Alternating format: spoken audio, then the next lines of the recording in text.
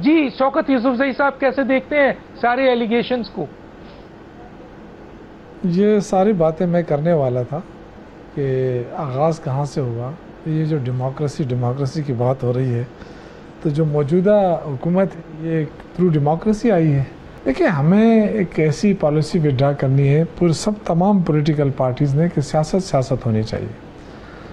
ठीक है, मुकाबला होता है, इलेक्शन के अंदर मुकाबले करें, लेकिन ये जो इंतकामी कार्रवाइयाँ हैं ये किसी से ढकी छुपी नहीं है। उसी की वजह से आज जमहूरियत जो है वो, क्योंकि हम दूसरों का सहारा लेते हैं, हम कंधे इस्तेमाल करते हैं। इमरान खान ने अगर 2018 में उन पे इल्ज़ाम है कि जी वो के सहारा उन्होंने लिया, तो मैं समझता हूँ गलत था, नहीं होना चाहिए।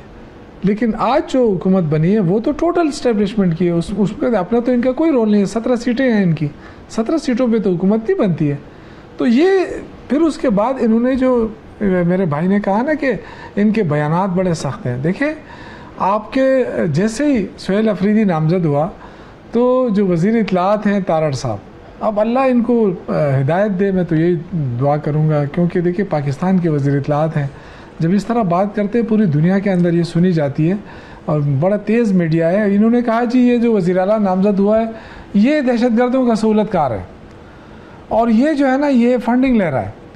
अब आप मुझे बताएं कि एक आईनी तरीके से वो हो रहा है, तब्दीली आ रही है, और इसके बावजूद कि आपने बहुत कोशिश की, आपका इलेक्शन कमीशन को आपने अपने साथ मिला के उनसे आज़ाद करवा दिया सारे हमारे मेम्बरान को कि जी पीटीआई का कोई मेंबर नहीं होगा ताकि हम ख़रीद सकें, तो उसके बावजूद भी आप नहीं ख़रीद सके और आप हुकूमत को नहीं रोक सके, बनाने में भी नहीं रोक सके।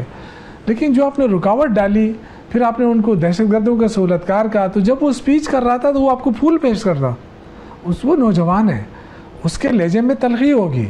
इसलिए हम आपसे कहते हैं कि खुदारा सिर्फ इक़्तिदार बचाने के लिए ये इस तरह की जो कार्रवाइयाँ ये ना करें। तो अर्ज़ करना ये है कि जी देखें, आप सबूत हैं बिल्कुल करें, आइन कानून ये इख्तियार है, लेकिन अगर आप सिर्फ इसलिए कि ये पॉपुलर है और ये क्यों पॉपुलर है इतना, फिर उसको भी ख़त्म करो और इसके जो लोग हैं उनको भी ख़त्म करो, इस तरह तो देखें ना मुल्क कैसे आगे चलेगा। या तो आप डिलीवर करते तो और जो जिस अंदाज से इमरान खान ने जेल काटी है, काट रहा है, मुझे कोई बता दे। जितनी सख्तियाँ उनके ऊपर इस वक्त हो रही हैं, कभी कहते हैं इसको उधर करो, कभी एक देखे ना उनकी फैमिली को नहीं मिलने दिया जा रहा। जो नो मुंतखब चीफ मिनिस्टर अगर उनको मिलने दिया जाता पहले ही दिन, तो कल वो इजलास में बैठ के आपको पूरा अपना खाका पेश कर लेता, आगे बढ़ा जा सकता था। लेकिन आपने कहाँ से रुकावटें नहीं की, खड़ी की, जिसकी वजह से देखें वफाक और सूबे मिलकर चलेंगे तो मुल्क चलेगा। लेकिन आप इतना हसास सूबा बलूचिस्तान, खैबर पख्तूनख्वा, ये हसास सूबे हैं क्योंकि इनकी बाउंड्रीज लगी हुई हैं। वहाँ पे आप ये कह रहे हैं कि जी इंडिया जो है वो इंडिया की प्रॉक्सी वार यहाँ हो रही है अफगानिस्तान की सरजमीन पे, तो ये तो हसास हो गया हमारे लिए। तो इसलिए हम कहते हैं कि देखिए, जब तक आपके पास आवाम खड़ी नहीं होगी, लोकल आवाम, तो हम कोई जंग नहीं जीत सकते। इसलिए आवाम का होना बड़ा लाजमी है।